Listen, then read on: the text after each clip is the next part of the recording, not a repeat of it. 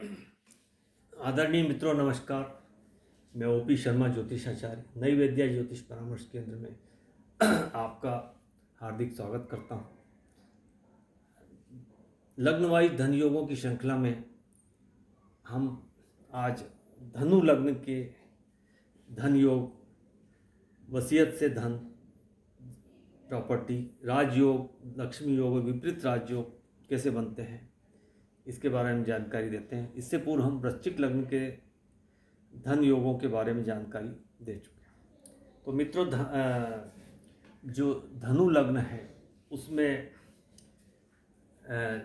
जो धनेश है या पंचमेश है या भाग्येश है या लाभेश है, इनसे संबंधित जो ग्रह है, जैसे इसमें धनेश शनि है, पंचमेश मंगल है और भाग्येश सूर्य है, और जो लाभेश है, इनकम भाव का स्वामी वो शुक्र है।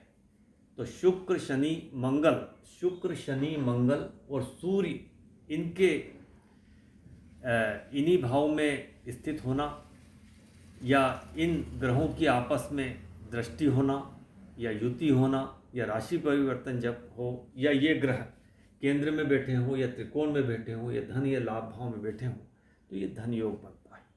तो अब इस कुंडली में शनि यदि धनेश होकर अपनी ही राशि में बैठा हो या पंचम भाव में बैठा हो या लाभ भाव भाग्य भाव में बैठे हों या ये लाभ भाव में बैठा हो शनि, तो ये एक धन योग है। पंचम भाव में हालांकि शनि का जो है वो नीच हो जाता है, तो यदि इसका नीच भंग होता है तो ये बहुत बड़ा धन योग इस तरह से बनता है। इसी प्रकार से जो मंगल है वो यदि पंचम भाव में बैठे तो धन योग, भाग्य भाव में बैठ जाए तो यह एक धन योग है। इसके अलावा यह मंगल जो है वो लाभ भाव में बैठे या धन भाव में बैठे तो यह धन योग है। सूर्य यदि भाग्य भाव में बैठा हो या लाभ भाव में बैठा हो या सूर्य धन भाव में बैठे हो या ये पंचम भाव में विराजमान हो तो यह भी एक धन योग। लाभ भाव में हालांकि सूर्य जो है नीच का हो जाता है, लेकिन इस सूर्य का यदि नीच भंग हो जाता है तो ये बहुत ही धनदायक ग्रह बन जाता है। इसके अलावा शुक्र यदि शुक्र लाभ भाव में हो या धन भाव में हो या पंचम भाव में हो या भाग्य भाव में हो तो यह भी एक धन योग है। शुक्र यदि धन भाव में हो या धनेश शनि लाभ भाव में हो, अर्थात दोनों का लाभेश और धनेश का राशि परिवर्तन हो जाए तो यह बहुत बड़ा धन योग होता है। तो मित्रों, इस प्रकार से इस कुंडली के जो धनदायक ग्रह है शनि, मंगल, सूर्य और शुक्र, कुंडली में आपस में इनका दृष्टि संबंध हो या राशि परिवर्तन हो या युति हो या केंद्र में हो, त्रिकोण में हो या धन लाभ भाव में हो तो धन योग बनता है। अब हम वसीयत में धन प्राप्ति की बात करते हैं। तो वसीयत में धन प्राप्ति के लिए अष्टमेश जो है, कुंडली का अष्टमेश अष्टम में हो या अष्टम भाव पर अष्टमेश दृष्टि देता हो या वो लाभ भाव में बैठा हो, तो इन तीन परिस्थितियों में वो वसीयत से धन प्राप्ति होता है। अब इसमें जो अष्टमेश होता है वो चंद्रमा होता है। अब चंद्रमा यहीं पर अष्टम भाव में हो, अर्थात अष्टमेश अष्टम में हो, तो जातक को वसीयत से धन प्राप्ति होती है। या ये चंद्रमा यहाँ पर धन भाव में बैठकर इस अष्टम भाव को देखे तब भी वसीयत से धन प्राप्ति होगी। या ये चंद्रमा अष्टमेश यदि लाभ भाव में हो तो वसीयत से या पैतृक संपत्ति से उसको लाभ होगा। अब हम राजयोग की बात करते हैं। तो जो गुरु है वो या तो लगन में बैठे या यह गुरु चतुर्थ में बैठे तो ये हंस नामक राजयोग बनता है, और इसमें जातक बहुत विद्वान होता है, सम्मानित होता है और पद प्रतिष्ठा उसको प्राप्त होती है, धन पुत्र तमाम सुख सुविधाएं उसको प्राप्त होती है और उसको काफ़ी प्रोग्रेस मिलती है जीवन में। राजा के समान मान सम्मानित प्रसिद्ध जीवन जीता है।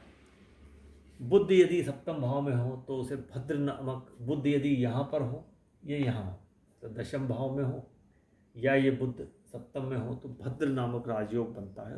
भद्र नामक राजयोग का मतलब जातक बहुत ही बुद्धिमान होता है, विद्वान होता है, बहुत पढ़ा लिखा होता है, उच्च पद प्रतिष्ठा प्राप्त होती है, बहुत ही सम्मानित और समझदार बुद्धिमान व्यक्तियों की श्रेणी में माना जाता है। तो ये पंच महापुरुष राजयोग इसमें गुरु और बुद्ध बनाते हैं। अब यदि चतुर्थेश जो गुरु है वो पंचम में बैठ जाए, पंचमेश मंगल यदि चतुर्थ में बैठ जाए, तो ये केंद्र त्रिकोण राजयोग है।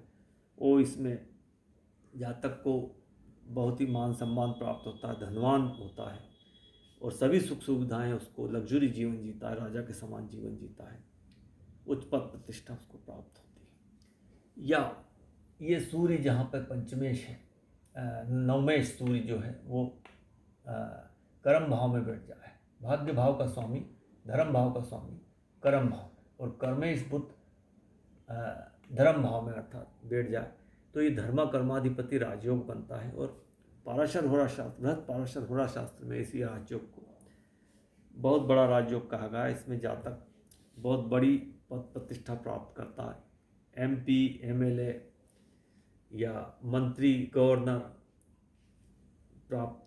के पद प्राप्त करता है, राजनीति में उच्च स्थान प्राप्त कर सकता है। यदि प्रशासन में हो तो प्रशासन में बहुत उच्च पद प्रतिष्ठा वाला पद प्राप्त करके धनवान मान सम्मान उसको प्राप्त होता है। अब हम लक्ष्मी योग की बात करते हैं। तो लक्ष्मी योग में लग्नेश गुरु यदि लगन में हो और नवमेश भाग्येश सूर्य भाग्य भाव में हो, तो ये लक्ष्मी योग है। या ये सूर्य यहाँ बैठ जाए या लगन में, और जो गुरु लग्नेश गुरु है वो नवम भाव में बैठ जाए, तो यह भी एक लक्ष्मी योग है। या ये गुरु जो है अपनी उच्च राशि में हो और सूर्य भी अपनी उच्च राशि में बैठ जाए, तो यह भी, या ये स्वराशि में बैठे, तो यह भी एक लक्ष्मी योग है। यह दोनों की युति केंद्र में हो जाए, यह त्रिकोण में हो जाए, यह धन भाव लाभ भाव में हो, तब भी ये लक्ष्मी योग है। मित्रों, ये जो केंद्र स्थान है ये विष्णु स्थान कहा जाता है, और जो ये त्रिकोण स्थान ये लक्ष्मी स्थान कहता है। इनके सब राशियों के स्वामियों का संबंध जो है वो लक्ष्मी नारायण योग कहलाता है। तो ये लक्ष्मी योग है। अब हम विपरीत राजयोग की बात करते हैं। तो विपरीत राजयोग में जो षष्ठेश शुक्र, अष्टमेश चंद्रमा और व्ययेश मंगल यदि इन्हीं भाव में बैठे, अर्थात जैसे षष्ठेश जो शुक्र है वो यहाँ षष्टम में या अष्टम में या द्वादश में बैठे, तो विपरीत राजयोग। या ये चंद्रमा अष्टम में या द्वादश में बैठे या षष्टम में बैठे, तो यह भी विपरीत राजयोग। और मंगल यदि द्वादश में हो या षष्टम भाव में हो या अष्टम में हो, तभी यह विपरीत राजयोग, अर्थात त्रिक भाव के स्वामी त्रिक भाव में हो तो विपरीत राजयोग। लेकिन मित्रों, ये जो त्रिक भाव होते हैं ये रोग भाव भी होते हैं। ये छोटी मोटी बीमारियों के लिए है भाव षष्टम भाव, और असाध्य बीमारियों का भाव ये अष्टम भाव, और ये अस्पताल आदि जो है उसका भाव वह है जेल, अस्पताल और तमाम विदेश भाव, ये द्वादश भाव। तो इनके स्वामी जब एक दूसरे के भाव में बैठते हैं, तो एक रोग भाव का स्वामी दूसरे रोग भाव में बैठता, तो जातक बीमार अवश्य होता है। बीमार जातक को कोई न कोई बीमारी अवश्य हो जाती है। तो मित्रों, ऐसे में लग्नेश का बली होना, लग्नेश का मजबूत होना बहुत अत्यंत आवश्यक है।